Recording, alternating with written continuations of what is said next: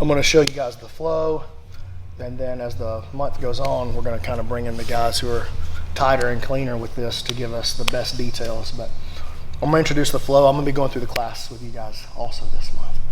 Well, I do every month, but I'm going to really be looking to improve this. Let me use the other side. Improve this part of my game as well. So here's the position we're going to start in, is the quarter guard. So I'm going to be here facing him, and he's going to start to sit up and look for an underhook. Okay, so when he sits up to look for this underhook, my job is going to be to punch the floor with both hands right here around his neck. So you see how I'm in on the whizzer here, and I'm in over the head here. I'm just going to pinch down like this. So now the objective is to roll my elbows together like this as I do it. Boom. As I do that, now I want to get up and I want to roll right here across this shoulder. Look, I'm just going to do a front roll, but I'm going to keep those arms straight as I do it. So I'm rolling here and then pulling the elbow back. So you guys see how I use my elbow to pull his elbow open. Like, take your elbow back from there. It's just the kind of the weight. I'm doing a pull up here, sort of. Okay. My play now is going to be to deepen this arm and then run the figure 4. When you go to squeeze, the elbows are going to go to. So your first play is not to start squeezing.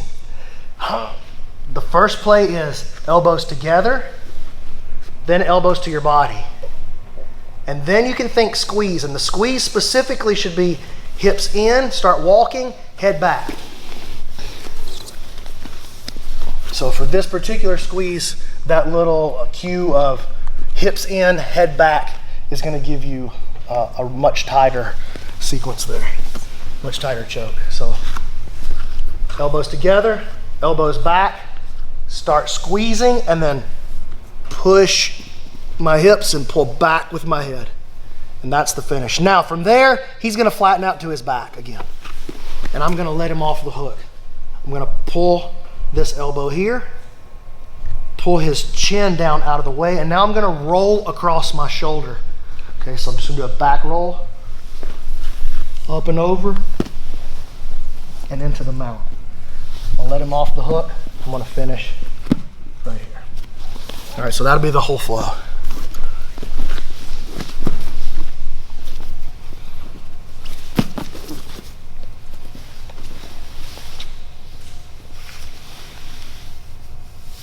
Tap.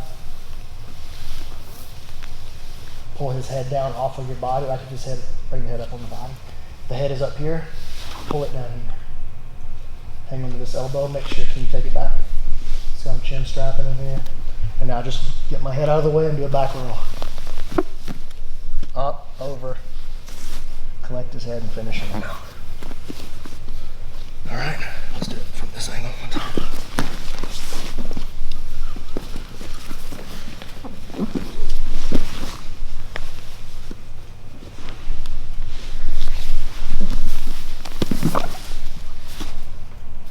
Yeah, 1, 2, 3. Okay, here's the most important detail for the month, I think. And I don't think it's even close. By the way, y'all come over here on this side. The opening position for this thing, don't do it from half guard. It's not that you can't do it from half guard. You're just gonna have to involve the process. Like, there's an extra step. You gotta get your knee free too. So we're not doing that during the flow. You're either gonna be in a quarter here, in a quarter here, or you're already through, but it's whatever the scenario, he's sitting up on this underhook and trying to pop up on his elbow like he's trying to get up. Especially in MMA, that's super common, man. As a guy wants to get up right here and get on this single leg. If he keeps his head in position and he starts to make progress right there, I'm pretty far behind at this point. So this is a great play for him to make, and we're gonna capitalize on it. As he sits up and I go to hit this straight arm here, this is the cue to get my body weight on his head, right? So when you do this, yes, it makes it feel like, just don't even move, just how strong your posture can be here. And what am I gonna do, pull you on top of me? Like, it doesn't make a lot of sense to just get in here and grab him. What makes a lot of sense though is he's trying to get up, let me make sure that that's not so easy for him. You guys see?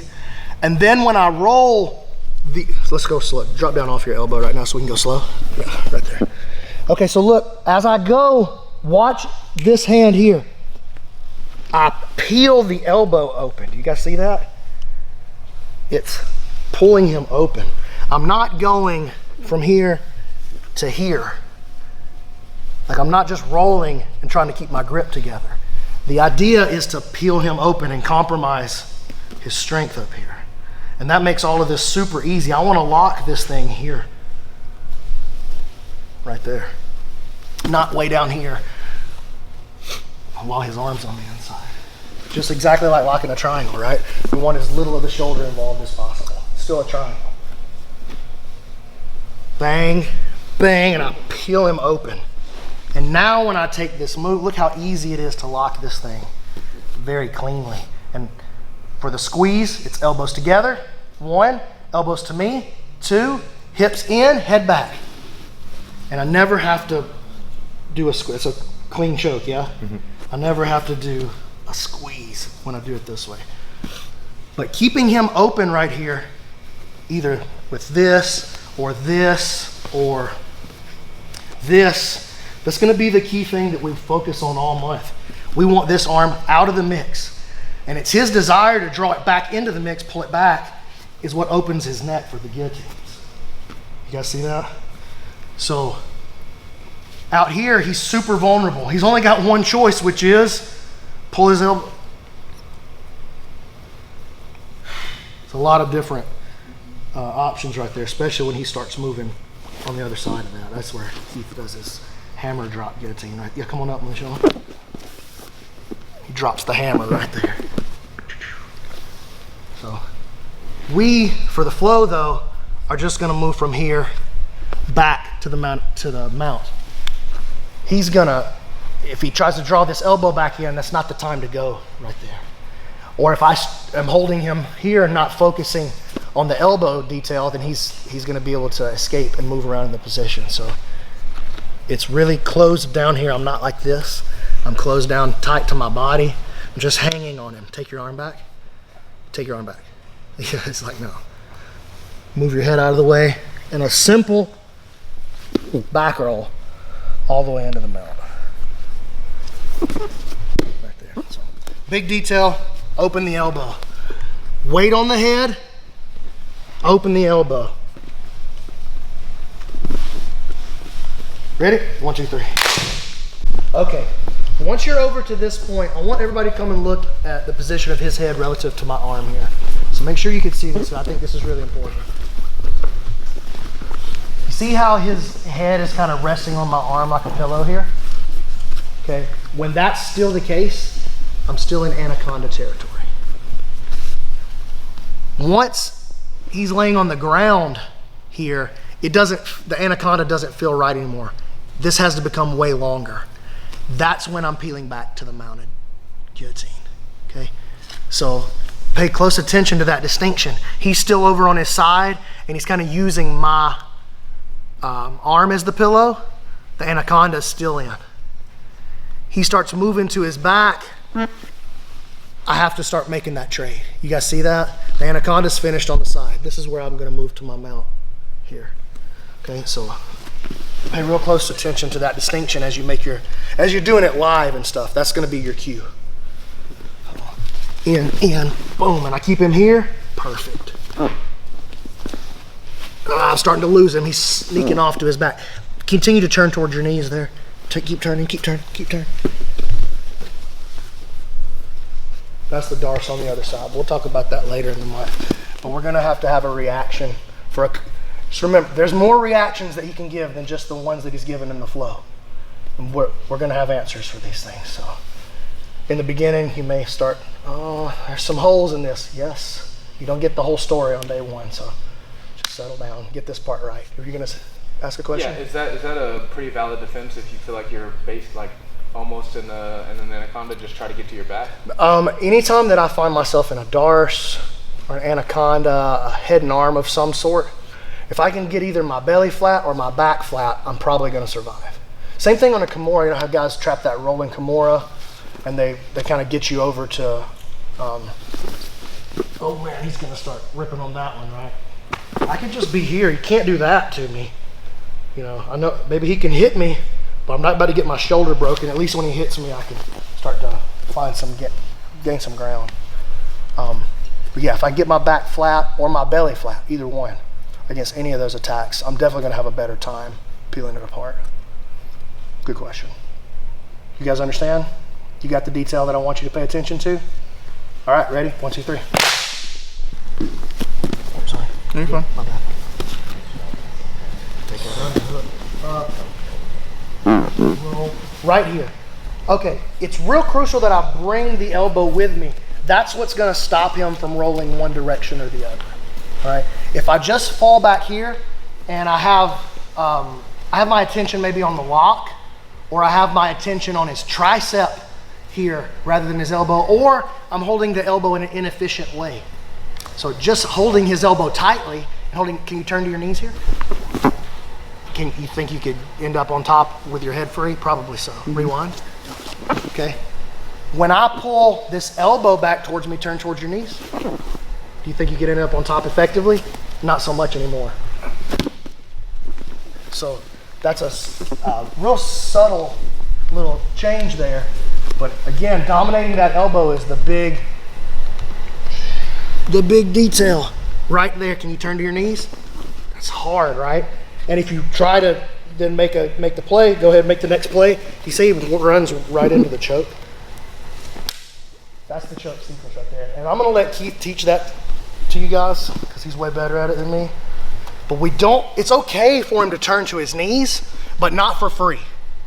It's okay for him to turn away, but not for free. You can go wherever you want to go. You just got to pay for it. It's just going to cost you. So make this initial play. Let me get somebody with less flexibility now that will have trouble moving right there. Let me see. Who did I have? Mike. Perfect. There's no mobility. Yeah, my guy. He's like, you called my name. You rang. So, boom and boom. Turn towards your knees here. Feel the difference in that? Yeah. That's a sleep right there. So having this elbow way up here. Sorry, you good? Your elbow, yeah. Your shoulder cracked. Yeah, no mobility, bro. Having this arm way up out of position right here makes it super hard for him to turn towards his knees in a meaningful, you just can't go in a meaningful way that feels like you're on top. You can go in a way that feels like you're getting choked, like going to your knees. Like, no problem, I don't mind getting choked. That's a kill in a variety of different ways because he's folding his own head up in order to push himself to his knees. So when you make that roll and trap the elbow, and if you make that roll tight, especially, let me have Messick's back now. You make that roll tight, especially your hip, your abdomen should be trapping his head so that he can't adjust his head to make an efficient roll up to his knees. So as you go, pause. See, I've got his head trapped. It's all discombobulated right there. Or as my wife might say, it's cattywampus right there. So if I had a little slack on the head there, he could move and he could come up. But I'm falling on him. I'm not rolling past him. I'm falling on him right there. His head is trapped. My arm is deep. Right? And now turn to your knees. There's the hammer, or he can't make it to his knees, or he doesn't want to go because it sucks. Okay, so pay attention, man. You've gotta be super attentive to the position of that elbow throughout every technique that we do for this entire month in this head and arm series. It's about getting this elbow. No, just sit up. Getting this elbow out of position, not over here where he can comfortably position his shoulder. Relax. Just let it fall. Yeah. Where he can comfortably position his shoulder. I want it to be up and out of position over here so that I'm opening up that lat region right there. It feels like it's going to dislocate if I keep pushing on it right there. That's what I'm looking for. He's going to feel that and he's going to do what? He's going to bring it over to this side. That makes him all narrow. You guys see what I'm saying? So look one more time.